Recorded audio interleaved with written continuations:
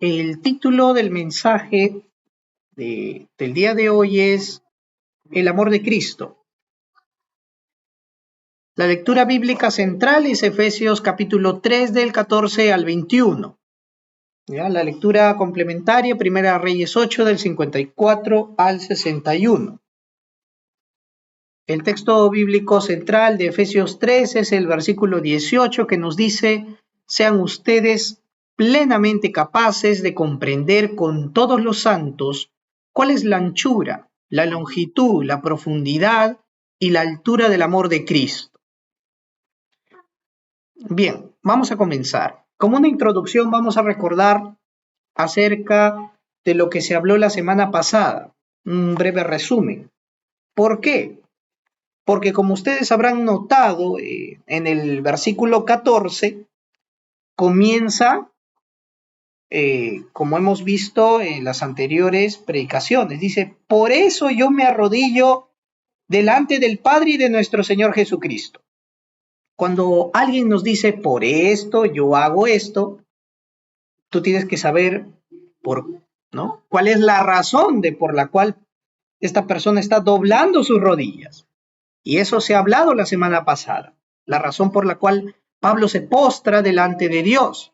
Entonces, para acordarnos, en Efesios 3 del 1 al 13, el apóstol Pablo habla a los efesios diciéndoles que él es prisionero, que él padece un encarcelamiento, pero no por causa de los problemas de Roma. Él no está molesto por eso.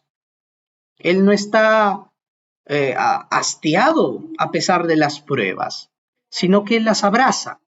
Las abraza porque sabe que él está preso por causa del misterio de Cristo, es decir, por causa de la misión de enseñar a la iglesia de que ya no son más un pueblo, otro pueblo y otro pueblo que viene a adorar a Dios, no, sino que estando en Cristo son un solo pueblo en Cristo Jesús. Por esta razón él está padeciendo estas cosas. Pablo da testimonio de su llamado como apóstol de Dios. Hemos visto cómo es que él dice: yo esto no me lo enseñó nadie, esto yo lo he recibido, la revelación es directa por el Espíritu Santo de Dios, así como los profetas en anteriores ocasiones hablaron acerca del cumplimiento de las promesas de Dios, igualito. El mismo Espíritu que habló a los profetas, hoy habla a través de los apóstoles y revela esta gran verdad, de que los gentiles y los judíos que crean en Jesucristo son el pueblo escogido de Dios. Tal como dice Gálatas capítulo 3, versículo 18, que nos dice que en Cristo Jesús ya no hay judío ni griego, no hay esclavo ni libre, no hay varón ni mujer, porque todos vosotros sois uno en Cristo Jesús. Es decir, no hay discriminación de etnia, de edad, de raza, para pertenecer a la membresía de Cristo y tener cada uno todos los privilegios que tiene un hijo de Dios. Ahora, como ya hemos visto el recuento, vamos a ver a partir del versículo 14 en adelante, que comienza pues mostrándonos que Pablo ora por esta causa y se arrodilla, se postra delante de Dios en oración y en adoración, claro, también. Dice: por esta causa yo me arrodillo delante del Padre de nuestro Señor Jesucristo. Y si leemos también los versículos 15, 16 y 17, vemos claramente al Dios Trino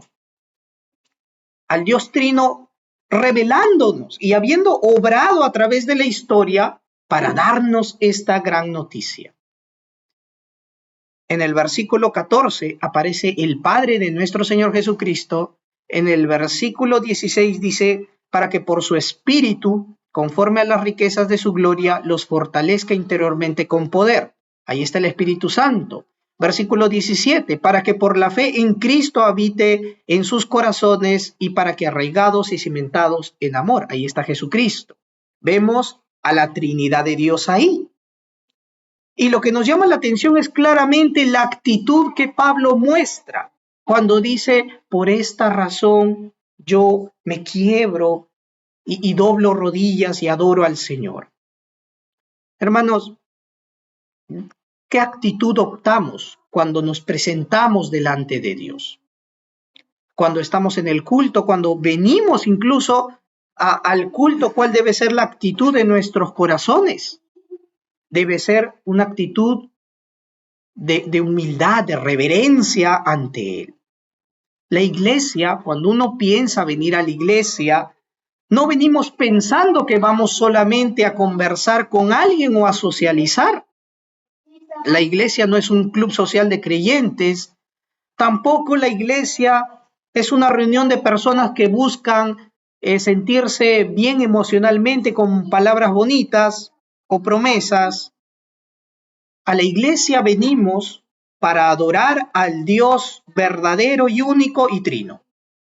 Ese Dios que nos ha arrastrado de nuestro pecado y nos ha traído a una vida nueva. Y digo arrastrado de nuestro pecado, ¿por qué? Porque esa es justamente la palabra griega cuando Dios dice que nos trajo de las tinieblas a la luz, que nos trajo del pecado a la santificación. El verbo es arrastrar. ¿Y por qué? Porque no queríamos, estábamos esclavos del pecado y muertos ahí, nadie nos sacaba de ahí. Solo la gracia y el gran poder de Dios obró en la salvación en nuestras vidas, que nos arrancó de esa vida pecaminosa. Por eso nosotros podemos hacer la oración que hizo el apóstol Pablo aquí. El apóstol Pablo dice, yo me arrodillo delante del Padre de nuestro Señor Jesucristo. El Dios Padre es mi Padre, es el Padre de todos los creyentes. ¿Por qué decimos Dios que Dios es el Padre? Lo decimos no porque Dios sea masculino, lo decimos porque Él tiene la paternidad, por ser la causa y el origen de todas las cosas. Él es el creador, por esa razón te llamamos Padre. Él que planeó hacer todas las cosas, Él nos escogió y nos hizo. Vemos también en la Trinidad que cuando nosotros nos presentamos a orar al Padre, lo hacemos en el nombre de Jesucristo, su Hijo. ¿Por qué? Porque es en el nombre de Jesús que hemos sido redimidos. Y al ser comprados, adquiridos por su sacrificio, Él pagó nuestra gran deuda. Hemos sido adoptados como pueblo suyo, con todos los derechos que tenemos. Hemos sido adoptados y hemos recibido su nombre, ¿no? Del cual el versículo 15 dice, de quien recibe su nombre toda familia en los cielos y en la tierra. ¿Mm? Y lo hacemos por su Espíritu Santo, hermanos. Porque el Espíritu Santo de Dios nos ha despertado a la verdad de nuestro pecado. Toda persona que se acerca a Dios y le pide perdón a Dios, con un corazón regenerado, convertido, lo hace porque ha sido consciente de que su vida a espaldas de Dios, siguiendo el pecado, ha sido una gran ofensa al Señor. Y de que se arrepiente de haber vivido una vida así hasta el día de hoy. Y por la gracia de Dios, por el Espíritu Santo que ha abierto su entendimiento, Él abandona todo pecado y el Espíritu Santo lo santifica, lo empodera y le da la garantía de la salvación. Por lo tanto, Él puede con toda confianza perseverar hasta el final, a pesar de las duras pruebas que vengan, porque tiene esa garantía, esa seguridad como sello que es el Espíritu de Dios. Por lo tanto, hermanos, debemos de abandonar toda mala actitud cuando nos presentamos delante de Dios. Aquel que le rinde el culto más solemne en lo personal y en lo secreto, va a saber rendirle también el culto reverente, un corazón postrado. Hablamos de corazón postrado porque podemos venir a la iglesia, incluso arrodillarnos, a adorar a Dios, que sería bonito también hacerlo. Sin embargo, Dios quiere un corazón postrado, ¿no? Nuestro ser. Y por eso, hermanos, nuestra actitud debe ser una actitud de humildad, de temerosidad ante su palabra. Un temor no de miedo, sino un temor de honrar su palabra, su voluntad y vivir una vida agradecida, que sepa retribuir lo que Dios ha hecho. Si Dios me ha salvado, pues mi vida va a ser diferente gracias a que su espíritu ya está conmigo. Hermanos, hay iglesias en donde mucha gente dobla rodillas, ¿no? Comienza la musiquita y la gente se emociona, cierran los ojos, levantan las manos y se llenan de la emoción del momento porque están en una atmósfera que los llama a, ¿no? a sentimientos encontrados, y acaba el culto y acaba la reunión o el estudio bíblico o lo que quieran hacer y siguen en el pecado como si no hubiera pasado nada. Hay iglesias, mega iglesias, que hacen así. Y ese es el gran problema. ¿Con qué corazón venimos a adorar a Dios a la iglesia, sobre todo los domingos? ¿No es acaso adorar al Señor porque nos ha amado con un amor eterno? ¿Acaso yo puedo ser la misma persona al terminar el culto que cuando entré? El corazón del cristiano no es el mismo jamás cuando se encuentra confrontado por la palabra de Dios. Cuando venimos al culto al Señor, lo primero que ocurre es que el Señor nos va transformando en el espíritu. Y es por eso que cuando el cristiano se reúne y escucha la voz de Dios, resuena en sus conciencias la palabra de Dios, realmente pues el Señor obra y su palabra que está viva genera un cambio. ¿Seré el mismo? Claro que no. Es diferente. Yo puedo ir a una charla motivacional y salir con buenas intenciones, pero no hay ningún cambio interno. Es solo es un mero pensar, es otro tipo de postura, pero el corazón no ha sufrido ningún cambio. El único que puede cambiar el estado espiritual del hombre es Dios. Es el único que puede actuar en el profundo ser del creyente. Y el creyente responde ante este cambio con reverencia y humildad y de verdad y con gran adoración. Por eso se van a dar cuenta al final en el versículo 21 está la doxología, ¿no? Está la gloria, la alabanza que le da, que dice que la iglesia debe darle al Señor. Quizá muchas veces nuestras conciencias durante toda la semana, debido a que interactuamos de muchas maneras en diversas actividades con otras personas, y poco a poco, si no le damos el lugar al Señor, nuestras mentes pueden verse adormecidas, acomodadas, por falta del servicio al Señor, por falta de no adorar al Señor. Pero lo que hace el Señor es llamarnos al despertar de nuestras mentes y al avivamiento del Espíritu en nosotros. Y eso es lo que pasa cada vez que venimos y adoramos al Señor, tanto en lo personal como en comunidad.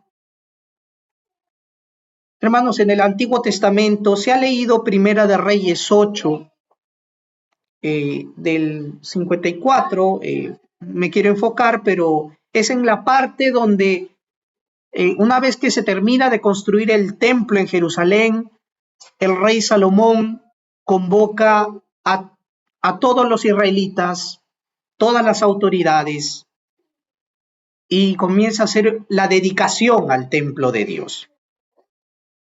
El pueblo se ha reunido. ¿Cuántas tribus eran? 12 tribus. Pero cuando se reunieron ante el templo de Dios no eran 12, era un solo pueblo.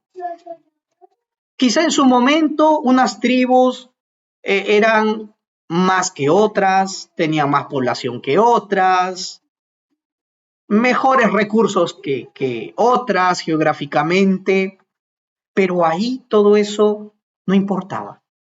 Delante del templo, en la adoración al Señor, era un solo pueblo y se acabó.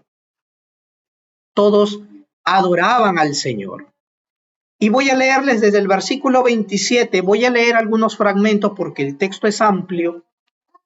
Dice, versículo 27, Primera Reyes 8:27, dice: en verdad, Señor, puedes habitar en medio de nosotros. Si ni la gran expansión de los cielos es capaz de contenerte, mucho menos este templo que he edificado en tu honor. No obstante, Señor, mi Dios, sé que tú pondrás atención al clamor y a la oración de este siervo tuyo que hoy eleva a ti. Dígnate a posar de día y de noche tus ojos sobre este templo, pues un día prometiste, allí estará mi nombre. Oye aquí las plegarias de tu pueblo Israel y de este siervo tuyo, que cuando vengan a este lugar, tú desde el cielo donde habitas, escuches su clamor y perdones. Esto nos llama a pensar cuánto le debemos al Señor y que cuando venimos ante Él nos acordamos de que estamos faltos para con Él, que quizás no hemos hecho lo necesario para Él y que debemos de ser como Él desea y buscamos que Él nos diga lo que debemos de hacer. El versículo 54 en adelante dice: cuando Salomón terminó de orar y de suplicar al Señor, pues él estaba arrodillado delante del altar. Él vuelve su mirada al pueblo de Israel y les comunica y les dice: bendito sea el Señor que le ha dado paz a su pueblo conforme a su promesa, sin dejar de cumplir ninguna de las promesas que le hizo a Moisés. Esa promesa de entre muchas promesas, Dios había prometido que los gentiles lo adorarían, que todo su pueblo judío lo alabaría, que él habitaría en medio de ellos, que él sería su Dios. Y hay muchos pasajes donde nos habla eso. Y ahora esa palabra es cumplida. En el Nuevo Testamento, Cristo ha reunido a todos esos pueblos como uno. A todos los que creen y rinden su vida a Él. Salomón sigue diciéndole al pueblo que el Señor nuestro Dios esté con nosotros como estuvo con nuestros primeros padres, y que no nos desampare ni nos abandone, que nuestra voluntad se rinda ante Él para que podamos andar por sus caminos y cumplamos sus mandamientos, estatutos y decretos, los cuales dio a nuestros primeros padres. Que estas oraciones que he hecho delante del Señor permanezcan ante su presencia en todo tiempo. Que Él a su tiempo proteja la causa de este siervo tuyo y de su pueblo Israel, para que en todas las naciones de la tierra sepan que el Señor es Dios y no hay otro. Y el versículo 61 de Primera Reyes 8, de verdad que me movió el corazón porque dijiste que el corazón de todos ustedes sean totalmente sincero con el Señor nuestro Dios, que cumplan sus estatutos y obedezcan sus mandamientos como lo han hecho hoy. Un corazón sincero. A Dios no lo podemos engañar. Cada vez que vengamos a adorarle, vengamos con una actitud reverente, con una actitud que no busque solamente venir a escuchar a la persona del día de hoy que predica, o que vengamos por el hermano que me invitó. Claro, hemos sido invitados muchos. Sin embargo, venir para postrarnos ante el Señor debe ser lo que nuestro corazón anhele. Como lo hizo Israel en el pasado, como lo sigue haciendo el pueblo de Dios hasta el día de hoy, pues el Israel de Dios es aquel que ha creído en Jesucristo. Ese es el verdadero Israel. Volviendo a Efesios, capítulo 3, nos dice el versículo 16, que el Señor, dice la palabra, para que por su Espíritu, conforme a la riqueza de su gloria, los fortalezca interiormente con su poder. Pablo se postraba y adoraba al Señor con temor, y su oración era que la iglesia sea fortalecida en el interior. Uno lo lee y piensa, que la iglesia pues tenga bastantes miembros, ¿no? ¿Cómo que la iglesia se fortalezca interiormente? ¿Que todos los miembros sepan bastantes versículos de la Biblia? ¿Que prosperemos materialmente? Hay tres aspectos que nos habla de la fortaleza interior que todo creyente debe de orar y anhelar. Es el entendimiento, el discernimiento y acerca de la voluntad. Son tres cosas. Primero, acerca del entendimiento, de la verdad revelada de Dios en su palabra.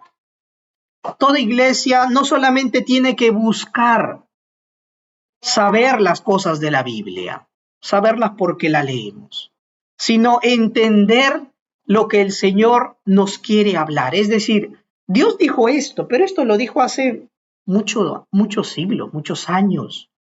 ¿Qué tiene que ver esta palabra de hace 2000 años,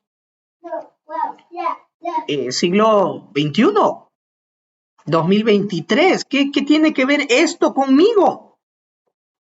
Que es justamente eso, que el Señor ve y conoce la condición en la que están sus iglesias y cada miembro de ellas, y sabe que necesitamos fortalecernos en conocer a Cristo en las Escrituras. ¿Por qué? Porque en muchas circunstancias lo que ocurre es que nos dejamos llevar por los engaños de este mundo, las apariencias de la vida, pareciese que pesaran más que las promesas y verdades de Dios. ¿Qué cosas en este mundo no nos roban el culto? ¿Qué gustos, qué aficiones, qué labores no nos alejan poco a poco de la oración, de la meditación en la palabra? Si conociésemos que Jesús es nuestro Señor, Dios y Salvador, lo pensaríamos realmente dos veces antes de dar su lugar a otras cosas. En la familia se le debe de dar su lugar a los padres. Se le da el lugar a los tíos, a los hermanos, y se les respeta. ¿Estamos realmente dándole el lugar a Dios en nuestro diario vivir? ¿Conocemos lo que la Escritura quiere hablarnos para nuestro hoy?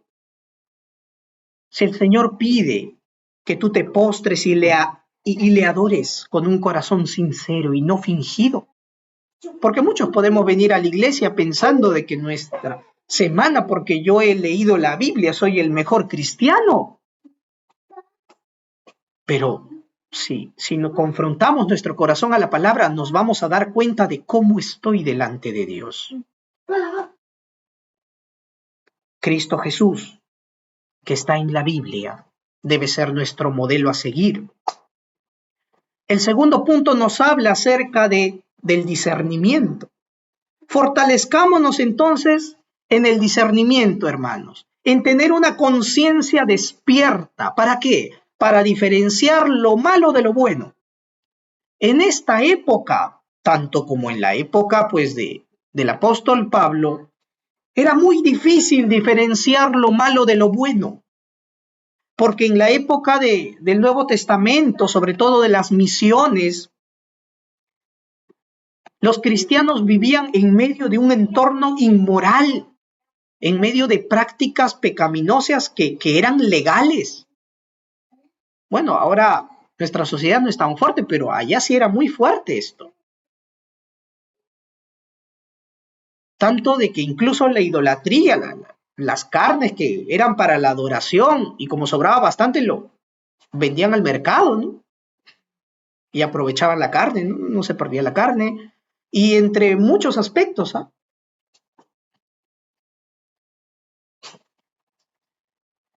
Debemos de aprender a diferenciar lo bueno y de lo malo. ¿Y quién nos lo va a enseñar si no es Dios mismo?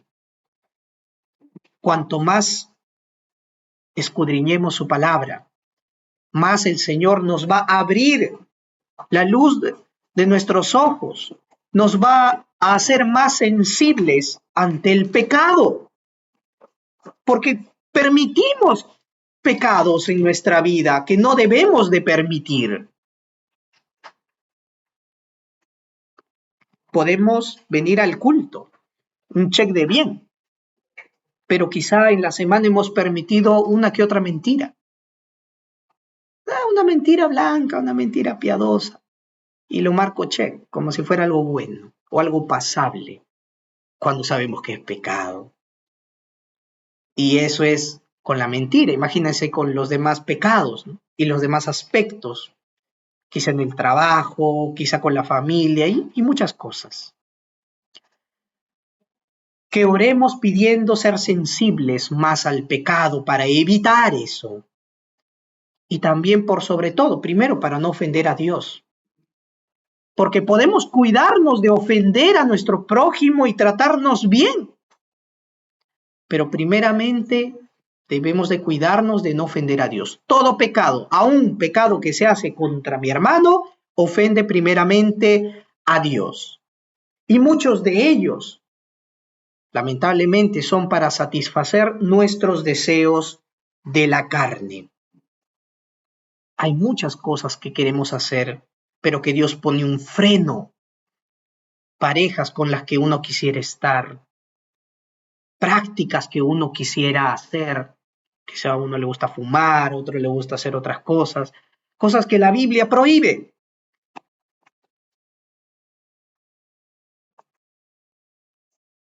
Porque no dan buen testimonio. Muchas de nuestras comunidades pueden ser un gran obstáculo para dar culto a Dios y un culto en general. Entonces, si es por causa del amor de Cristo, es necesario pues dejarlo a un lado. El cristiano puede hacerlo. El que no es cristiano no lo va a hacer jamás.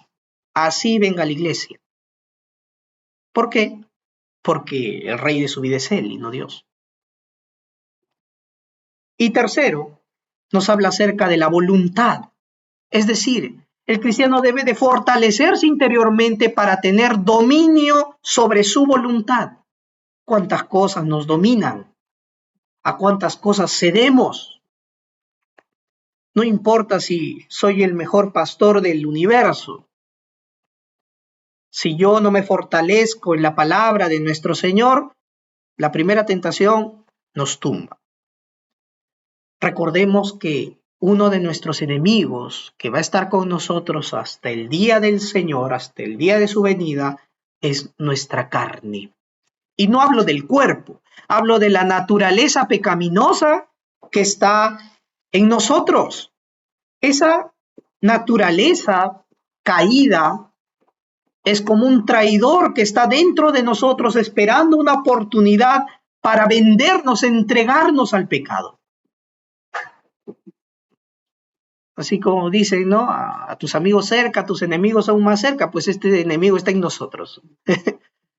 Y más cuidado debemos de tener más que incluso de Satanás, del mundo, de nosotros mismos.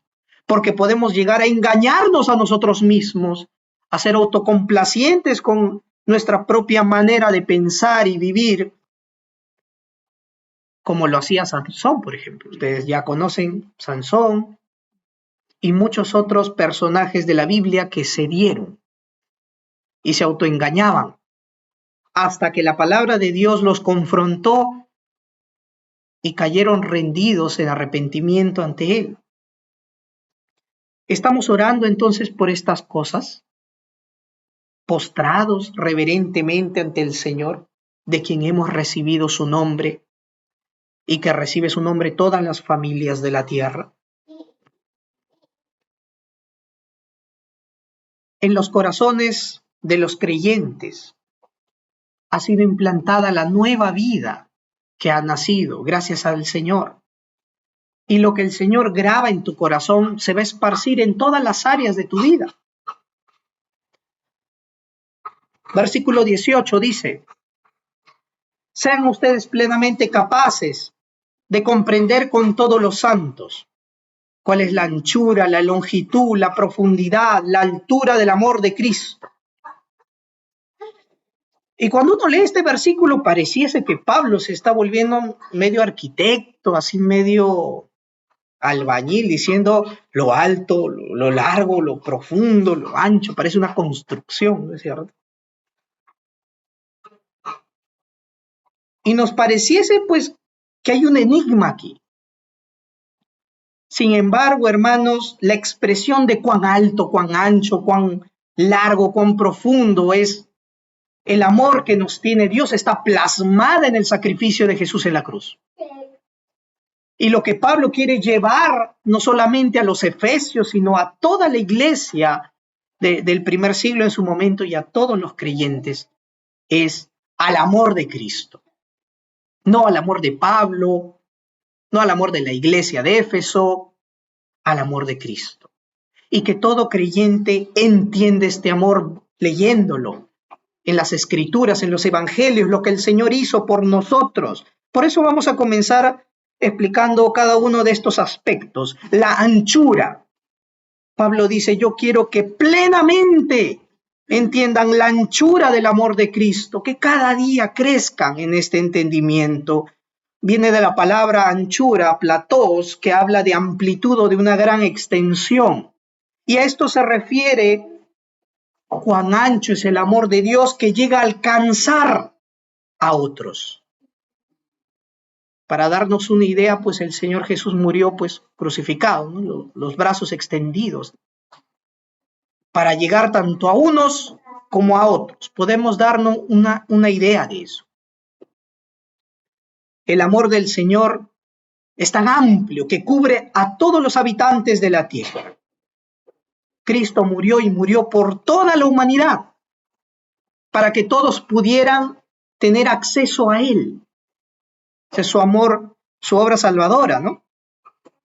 Por eso el Evangelio llega a toda la humanidad y va a llegar a todos los hombres sin excepción. Todos escucharán de su mensaje, de su muerte, de su resurrección, de su salvación gratuita, que demanda un arrepentimiento genuino, una fe.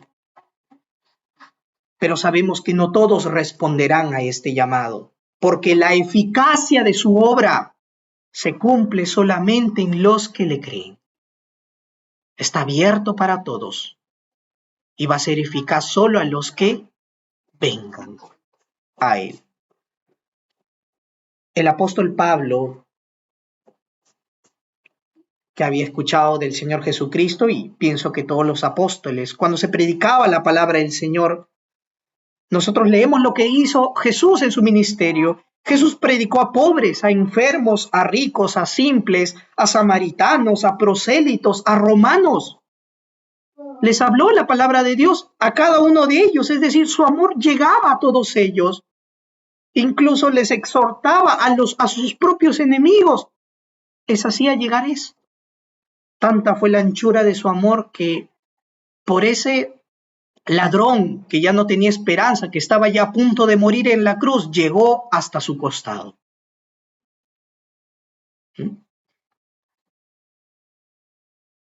En nuestros días, bueno, se podemos mencionar la semana que ya ha pasado, de qué manera nosotros, siguiendo el ejemplo de Cristo, podemos ensancharnos también y extender la gracia de Dios a las personas que deben de escuchar de Él, a los perdidos. Es algo que nos llama a pensar. Lo siguiente nos habla de la longitud del amor de Cristo. La palabra en griego, mekos, que nos puede hacer denotar no solo una distancia, sino una durabilidad. Es decir, en la longitud de Dios vamos a entender su amor perdurable, que así como el Señor nos amó antes, nos ama y nos amará. La palabra de Dios dice que Jesucristo es el mismo ayer, hoy y siempre. Y en el Antiguo Testamento, la palabra de Dios en Lamentaciones 3, 22, 23, cuando su pueblo fue castigado con una gran invasión de parte de Babilonia, y muchos perecieron y fueron llevados cautivos, Dios guardó un pequeño grupo de judíos. Y la respuesta fue: por causa de mi misericordia, ustedes no han sido destruidos del todo. Merecíamos ser destruidos del todo. Nuestro pago es el infierno, un sufrimiento eterno que no va a tener fin. Pero Él tuvo misericordia. Esta misericordia podemos hacernos una idea de cómo el Señor espera por aquellos que vengan ante Él, como el Padre del Hijo pródigo todos los días, que espera su regreso. Porque el día en que Él decidió volver después de tiempo, hasta que se le agotó el dinero, hasta que gastó todas las ganas de disfrutar de los placeres que le ofrecía el mundo, vuelve y encuentra a su padre. Y su padre lo recibe como a hijo, lo perdona. Nos hacemos alguna idea de cuánto dura el amor del Señor. Romanos 8 del 35 al 39 nos dice que sea en tribulación, espada, enfermedad, no hay nada que nos pueda separar del amor de Cristo y de su amor. La pregunta para nosotros es: la manera en que nosotros tratamos con los demás y a quienes compartimos la palabra, ¿se habrá enfriado la pasión de nuestros corazones por esos hermanos, por esas almas que necesitan acercarse al Señor? Que sabemos que están yendo a una condenación eterna, ¿no nos mueve para nada nuestras conciencias? Aquellos que pensamos que ya no los soportamos más, no los consideramos, seguimos orando por ellos, perseverando. Debemos de tomar esa actitud. Acerca de la profundidad del amor de Cristo,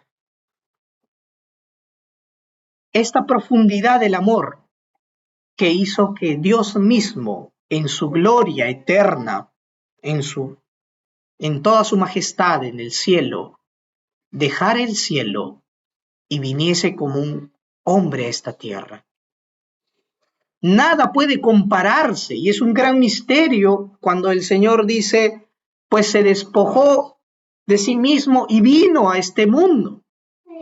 Él pudo habernos salvado de una manera distinta, sin dejar su gloria, no venir. Sin embargo, la profundidad de su gran amor se muestra en la humillación que Cristo pasó en este mundo, desde que comenzó, no su arresto, no su oración en Getsemaní, ¿no? La humillación de Cristo comenzó desde que Él decidió venir encarnado a este mundo, desde que Él decidió adoptar la naturaleza humana.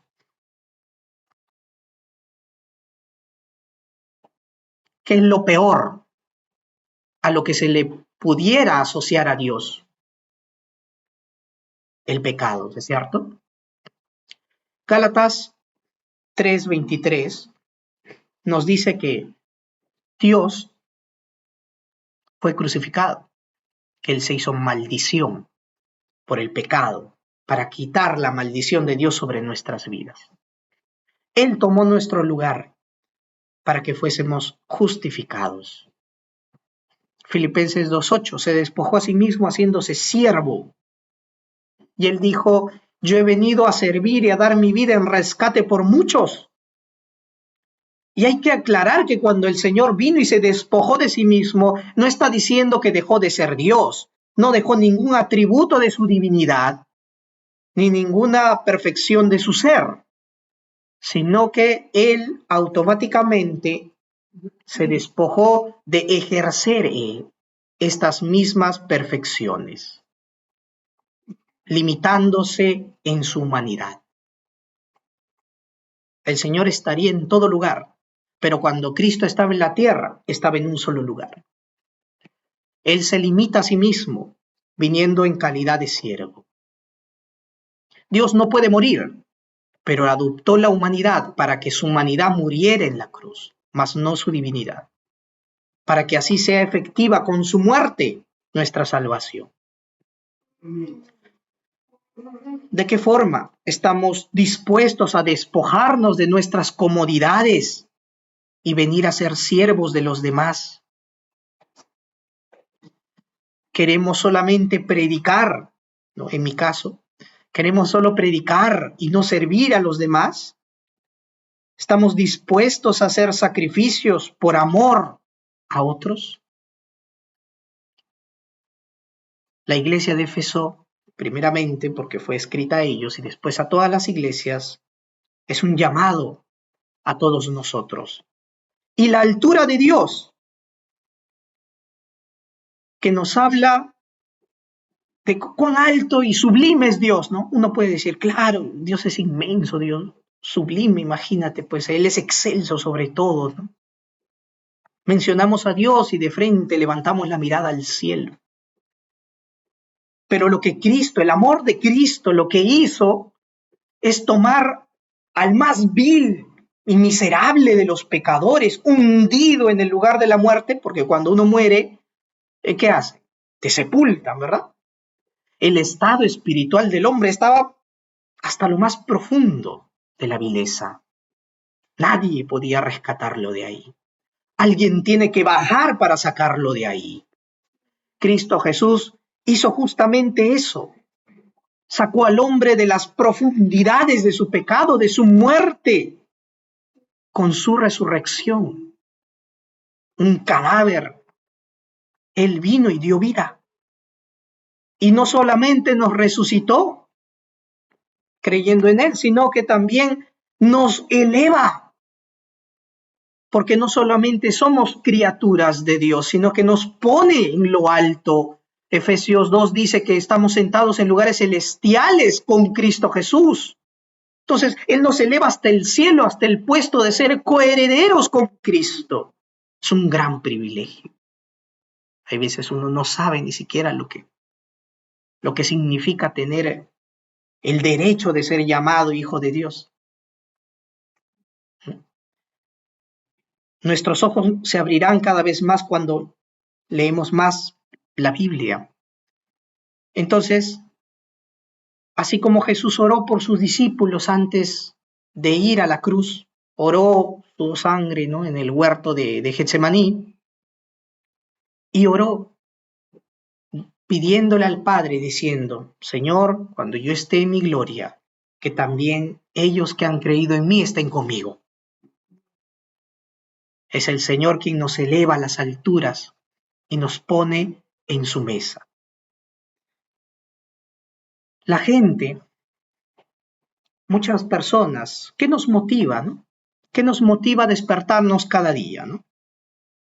Nos motiva, tenemos que pagar las deudas, tenemos que ayudar a la familia, y muchos de broma, ¿no? Es la mascotita, ¿no? Enfocan a la mascotita y dicen, por ti tengo que seguir trabajando. ¿Qué nos alienta a seguir y a motivarnos en medio de una realidad sufriente, de una realidad problemática, una sociedad donde vemos de todo que pasa? ¿No es acaso la esperanza del cielo la que nos motiva un día más a levantarnos y a hablar de Cristo y a tener confianza en el Señor? Entonces, si es la esperanza del cielo, si son esas promesas y la recompensa de la eternidad. No hay nada en esta tierra que se compare a ello. Pablo quería que todos los cristianos experimenten en toda su vida como cristianos la plenitud de Dios. Por eso él habla en el versículo, dice 19, en fin que conozcan ese amor que excede a todo conocimiento para que seáis llenos de toda la plenitud de Dios. El Señor quiere que estés lleno de Cristo, lo alto, lo ancho, lo profundo. Que no haya ninguna sola área de tu vida que tú digas que estás vacío o que no sientes o que sientes que te falta algo. Porque compara el cristiano con una persona que ha alcanzado el éxito en su carrera profesional y gana mucho dinero, va a tener muchos vacíos en su vida. Y va a haber vacíos que jamás va a llenar por mucho dinero que tenga. Puede ser en la salud, puede ser en la familia, pero el Señor nos llama a la plenitud de Cristo porque Cristo sí puede llenarlo todo. Cristo sí puede. La prueba está en la Biblia. El testimonio de todos los héroes de la fe. En Hebreos 11 también lo tenemos. Finalmente, los versículos 20 al 21 dice, y aquel que es poderoso para hacer todas las cosas mucho más abundantemente de lo que pedimos o entendemos según el poder que actúa en nosotros. Si queremos hacer algo por nuestros hermanos o algo de verdad para el Señor en agradecimiento, Dios ha preparado lo que tú querías hacer, pero mucho más abundantemente grande. Muchos teólogos dicen que acá Pablo en el griego pone esta expresión construida por él mismo, porque no había palabra para describir esta acción del Señor. Prácticamente es como decir que Dios hace mucho más abundantemente, tan abundante, su obra. Entonces, no hay comparación. Si queremos realmente hacer algo en servicio a Dios, en servicio a la iglesia, en servicio a mis hermanos, llenémonos de Cristo. Él te va a preparar y lo va a hacer mucho más abundante. ¿Se acuerdan de David? Hemos leído 1 Reyes 8, cuando se construye el templo. David quería construir el templo. David quería hacerlo en honor al Señor. Sin embargo, Dios ya había preparado esa honra y dice, no lo harás tú, sino lo hará Salomón tu hijo. Y el templo, a través de lo que se hizo con Salomón, Dios no solamente se detuvo en llegar a construir su templo, sino que hizo que el reinado de paz de Salomón fuera el más próspero de toda la historia de Israel. Fue el rey más sabio, fue una época de riqueza, de abundancia y de gran fama de Israel ante todas las naciones. Y todas las naciones en esa época, no había guerra, había paz en el reinado de Salomón. Dios hizo mucho más abundantemente de lo que David quería hacer. Pablo ora para que el cristiano, pues, de rodillas, con una actitud reverente, se fortalezca en el ser interior, en el conocimiento del amor de Dios, y nos llama también a adorarle, a responder en alabanza y a glorificar su nombre. Por eso el versículo final es la doxología.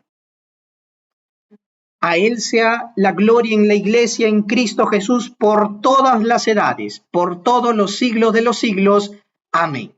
Doxología significa eso, ¿no? Doxa, gloria, ¿no? Por lo tanto, nosotros, la respuesta de no solo de Pablo, no solo de los Efesios, sino de toda la iglesia universal, es adorar a Dios.